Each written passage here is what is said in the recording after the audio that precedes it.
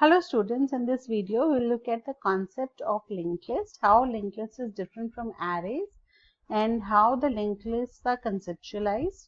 And in another video I have discussed how to create a linked list and insert and delete at the beginning of the linked list. So let us begin with the introduction to linked list. So in this I'll be discussing the concept and the memory representation only. So let us begin. So arrays generally is a contiguous or a continuous memory block is allocated. Say if I say that the size of the array is 100, then 100 integers are allocated to me at the beginning of the program, and they will remain allocated till the end of the program.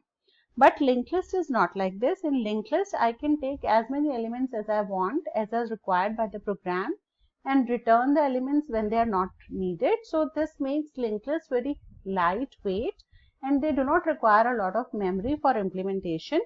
And the size of the list is also not limited by the size of the array, because linked list can grow as much as the memory is available. So size constraint and the reservation of memory, both the problems are solved by the linked list.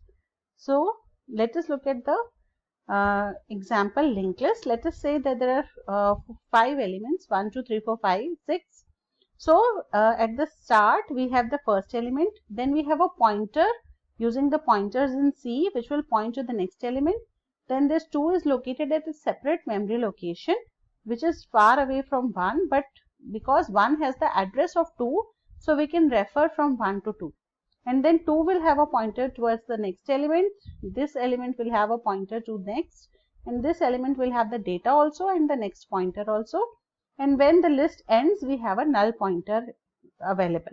Now how this structure is implemented, as we can see here, it is a struct node, and in this we have an integer part which is the data part. Now this data part can be composite also, it can consist of multiple fields. For simplicity, I have taken only a single field. And then we have a struct node type of pointer, which is a next pointer, which points to the next element. So this is the structure that we require, and then we declare the variables and pointers, and we take a dynamic memory allocation of this type, and then the nodes are created. To look at it, how this is done, I have recorded another video for insertion and deletion at beginning. So you can refer to that particular video.